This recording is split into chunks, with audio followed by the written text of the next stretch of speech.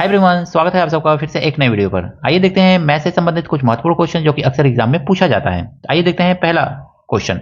एक चिड़ियाघर में खरगोश और मुर्गे हैं। यदि इनके सिरों की संख्या 50 और पैरों की संख्या 140 है तो मुर्गों की संख्या होगी लेग बट्टा 2 प्लस माइनस हेड। ये वाला फार्मूला आपको यूज करना है।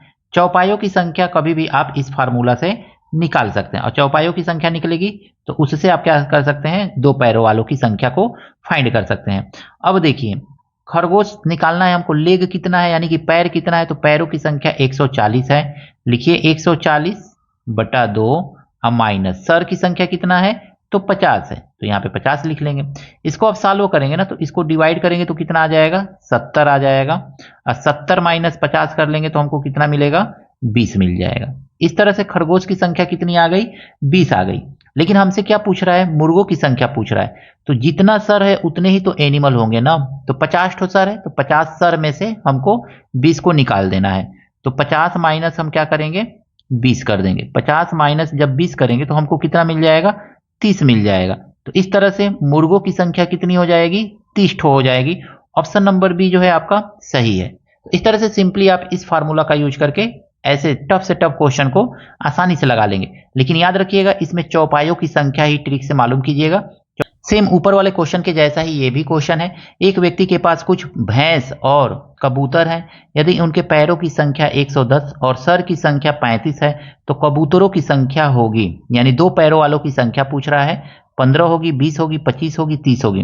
कमेंट करके बताइएगा दोस्तों कि इसका आंसर क्या होगा। एक और क्वेश्चन करते हैं दोस्तों। किसी व्यक्ति के पास कुछ मुर्गियां और गायें हैं। इनके सरों की संख्या 58 और पैरों की संख्या 172 है। मुर्गियां हैं इसमें पूछ रहा है। तो सबसे पहले हम क्या करेंगे ना, चौपाया देखेंगे कितनी है। तो चौपाया मतलब चौपाया का फार्मूला लिखेंगे, चौपाया का ही फार्मूला, यानी चार पैरों वालों की संख्या कितनी है। तो चार पैरों वालों की संख्या इस फार्मूला से हम लोग फाइंड करेंगे। इस फार्मूला का यूज करके हम लोग पता कर लेंगे कि चार पैर वालों की संख्या कितनी है। तो चार पैर वाला मतलब कौन है इसमें, तो गाय है। तो गाय कितनी होगी, तो पैरों की संख्या कितनी है, 172 है।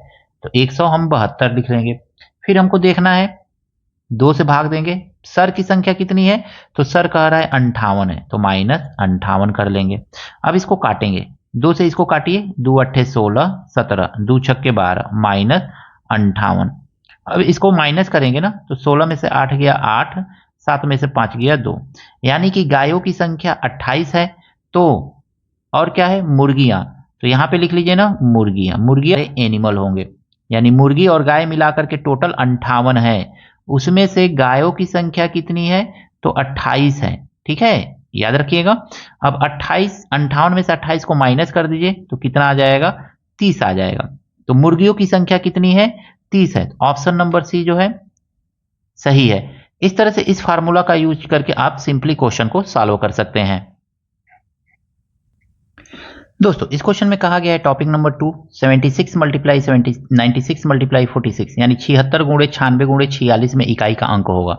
तो इसमें देखेंगे ना, आपके पास एक कॉन्सेप्ट क्लियर होना चाहिए कि अगर मैं किसी संख्या का इकाई का अंक क्या है, सभी इकाई के अंक मल्टीप्लाई किया जा रहा है किससे, तो 0 है, फिर 1 है, फिर 5 है और फिर 6 है। तो ये संख्याएं अगर मैं इकाई के अंक पे सब में दिख जाए तो उसका आंसर भी वही होता है। यानी 6 6 6 दिख रहा है तो इकाई का अंक क्या होगा, अगर मैं मान लीजिए 6 से 6 में मल्टीप्लाई करेंगे, फिर 6 में मल्टीप्लाई करेंगे, छचा के 36 आएगा, और मल्टीप्लाई 6 करेंगे, फिर छचा के इकाई के अंक से मल्टीप्लाई कर लेंगे, 36 आ जाएगा। तो 6 लास्ट में मिल गया इकाई का अंक।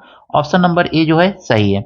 इसी के बेसिस पे आपको बताना है दोस्तों कि 45 गुणे 45 गुणे 95 में इकाई का अंक होगा।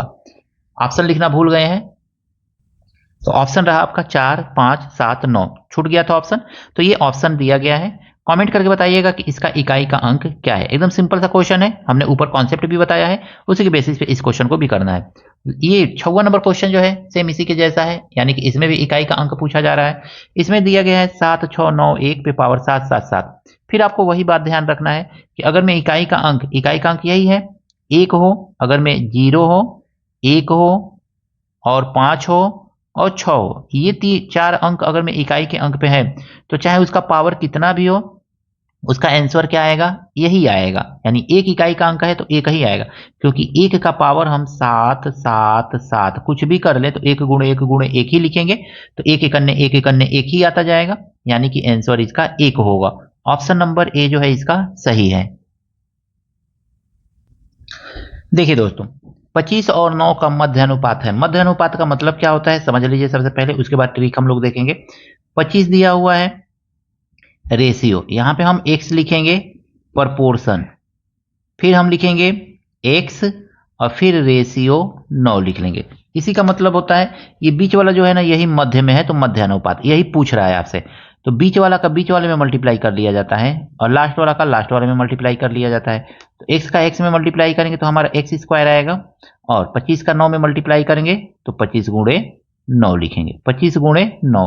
इसी को आप डायरेक्ट चाहे ना तो लिख सकते हैं मध्य अनुपात बराबर 25 गुणे 9 रूट। जब भी मध्य अनुपात पूछे बस यही वाला ट्रिक अप्लाई कर लीजिए, 25 गुणे 9 कर लीजिए, क्योंकि यहां से पावर इधर जाएगा तो रूट ही बनाएगा।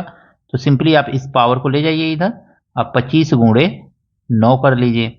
इस तरह से जब करेंगे तो 25 का रूट कितना होता है, 5 होता है, और 9 का रूट कितना होता है, 3। यहां पे भी देखेंगे 25 का 5, 9 का 3, कितना आ गया आपका आंसर, 15। तो मध्य अनुपात कितना है, x का वैल्यू कितना आ गया, 15 आ गया। ऑप्शन नंबर बी जो है सही है। मध्य अनुपात का यह क्वेश्चन कैसा लगा कमेंट करके जरूर बताइएगा दोस्तों। देखिए दोस्तों, इसमें कहा गया है 3 और 9 का तृतीय अनुपात है। तृतीय अनुपात का मतलब क्या होता है समझ लीजिए। दिया हुआ है 3, रेशियो में हम 9 को लिखेंगे यहाँ पे, और फिर प्रपोर्शन, फिर हम 9 लिखेंगे, और रेशियो में हम यहाँ पे, यही तृतीय अनुपात, इसी को तृतीय अनुपात बोला जाता है। हम लास्ट का लास्ट वाले में मल्टीप्लाई करेंगे तो 3 गुणे x आएगा, और बीच वाले का बीच वाले में मल्टीप्लाई करेंगे तो 9 गुणे 9 आएगा। इस तरह से 3 को नीचे लेके चले जाएंगे, या 3 से यहीं से काट सकते हैं, 3 से काट देंगे तो 3 तरीके 1 9 कट जाएगा। तो x बराबर कितना आ गया आपका, 9 3 27 आ गया। इसी चीज को अगर मैं डायरेक्ट आप लगाना चाहें क्वेश्चन को कि तृतीय अनुपात इज इक्वल टू होता क्या है, तो तृतीयानुपात, अनुपात बराबर आप कर सकते हैं 9 गुणे 9, 9 गुणे 9 बट्टा 3 डायरेक्ट लिख सकते हैं, या बी स्क्वायर बाई ए भी लिख सकते हैं। इसको बी स्क्वायर बाई ए भी लिखा जाता है, तो उससे भी आप फाइंड कर सकते हैं। तो इस तरह से आप जो चाहे उस ट्रिक का यूज करके, मतलब प्रोसेस करके या ट्रिक का यूज करके आप क्वेश्चन को सिंपली सॉल्व कर सकते हैं। ऑप्शन नंबर सी जो है इसका सही है। देखिए दोस्तों, इसमें कहा गया है 3 9 6 का चतुर्थानुपात है। चतुर्थानुपात का मतलब क्या हो गया, तो सीधे सीधे लिखे 3 रेशियो 9 प्रपोर्शन 6 और रेशियो x। यहां पे x लिख लीजिए, यही चतुर्थानुपात है। तृतीय अनुपात में 2 ही नंबर दिया रहेगा, याद रखिएगा, और उसमें बीच बाद वाले नंबर को 2 बार लिखना रहता है। लेकिन चतुर्थानुपात पूछेगा तो 3 नंबर दिया रहेगा, इस तरह से आपको अरेंज करना रहेगा। अब आपको x निकालना है ना, तो 3 गुणे x कर लीजिए, तो 3 गुणे x करेंगे, और यहाँ पे 9 गुणे 6 कर लीजिए। बीच का बीच में मल्टीप्लाई, बाहर वाले का बाहर वाले के साथ मल्टीप्लाई कर लिया जाता है, तो 9 गुणे 6 कर लीजिए। अब 3 से काटिएगा तो 9 को काटिए, चाहे 6 किसी एक को काट दीजिए, तो 3 दूनी 6। तो x बराबर आपको कितना मिल गया, तो 9 दूनी 18 मिल गया। यानी कि 18 ही आपका क्या है, चतुर्थानुपात है। ऑप्शन नंबर ए जो है सही है। इस तरह से आपने देखा मध्य अनुपात, तृतीय अनुपात और चतुर्थानुपात निकालने का प्रोसेस क्या होता है। इस पर अक्सर क्वेश्चन पूछा जाता है, तो ध्यान से इस क्वेश्चन को समझ लीजिएगा और इस पर कई क्वेश्चन भी करने का प्रयास कीजिएगा। इस तरह का क्वेश्चन बहुत पूछा जाता है दोस्तों। रुपया 130 की राशि में 5 पैसे, 10 पैसे और 50 पैसे के समान सिक्के हैं। प्रत्येक प्रकार के कुल सिक्कों की संख्या है। देखिए 5 पैसे, 10 पैसे और 50 पैसे के समान सिक्के हैं, तो मान लीजिए कि सब x सिक्का है, तो 5 पैसा का x सिक्का होगा तो कुल वैल्यू कितना होगा, 5x हो जाएगा। इसी तरह से 10 पैसा का x सिक्का होगा तो वैल्यू कितना हो जाएगा, 10x हो जाएगा। और 50 पैसा का x सिक्का होगा तो वैल्यू कितना हो जाएगा, 50x हो जाएगा। और कुल रुपया कितना हो रहा है, तो 130 रुपया हो रहा है। इसको भी पैसा में बदल दीजिए, तो पैसा में बदलेंगे तो 100 से मल्टीप्लाई कर लीजिए, क्योंकि ये सारा का सारा पैसा में है, तो इसको भी पैसा में बदल लीजिए। अब बस इसको प्लस कर लीजिए, 50 10 60 65 हो जाएगा। तो ये 65 x बराबर आपको कितना मिल गया, सीधे सीधे आप देखेंगे तो 130 गुणे 100 ही रखिए, इसको मल्टीप्लाई मत कीजिए, नीचे लेके चले जाइए या सीधे सीधे काट दीजिए। 13 1 13 और 13 पचे 65, फिर 5 से काटिए, 5 दूनी 10, तो x बराबर आपको कितना मिल गया, 100 दुए 200, यानी कि प्रत्येक प्रकार के सिक्कों की संख्या कितनी है, तो 200 है। ऑप्शन नंबर बी जो है इसका सही है। देखिए दोस्तों, यहाँ पे कह रहा है 85 रुपये को 3 संबंधे 4 संबंधे 9 संबंधे 1 के अनुपात में बांटा जाता है, तो सबसे बड़ा भाग होगा। सबसे बड़ा भाग पूछे, सबसे छोटा भाग पूछे, तीसरा भाग, दूसरा भाग, कुछ भी पूछे, आपको करना क्या है, तो जो टोटल रुपया है उसको ऊपर लिखना है और सारे अनुपात को जोड़ करके नीचे लिख लेना है। 4 3 7, 7 1 8, 8 16 1 17, 17 हो जाएगा। और सबसे बड़का इसमें कौन है, तो 9 है। सबसे बड़ा भाग पूछ रहा है तो बड़का को लेना है 9, तो 9 ले लीजिए। अब देखिए 17 पचे 85, कितना आ गया, 5 गुणे 9। अब 5 में 9 से मल्टीप्लाई करेंगे तो 5 9 45। सबसे बड़ा भाग कौन सा है, तो 45 है। ऑप्शन नंबर बी जो है इसका सही है। देखिए दोस्तों, इस क्वेश्चन में कह रहा है 25 वस्तु को बेचने पर 20 वस्तु के विक्रय मूल्य के बराबर लाभ होता है, प्रतिशत लाभ है। जब भी ऐसा क्वेश्चन देना तो आपको करना क्या है, एकदम सिंपल सा क्वेश्चन है, इसको बस इस प्रोसेस से सॉल्व कीजिए। 25 वस्तु को बेचने पर 20 वस्तु के बराबर विक्रय मूल्य के बराबर, तो 20 को ऊपर लिखिए, ठीक है, और नीचे क्या कीजिए ना, 25 माइनस 20 कर लीजिए। बस इतना ही आपको करना है। इस तरह का क्वेश्चन जब भी रहे आपको सेम यही फार्मूला यूज, अब मल्टीप्लाई कर दीजिए 100 से। अब आप देखेंगे ना तो 20 बट्टा कितना आ जाएगा, 5 आ जाएगा। और इस मल्टीप्लाई 100 है, 5 से काट दीजिए, 5 चौको 20, और 4 से मल्टीप्लाई कर दीजिए 100 में, तो ये आ जाएगा 400।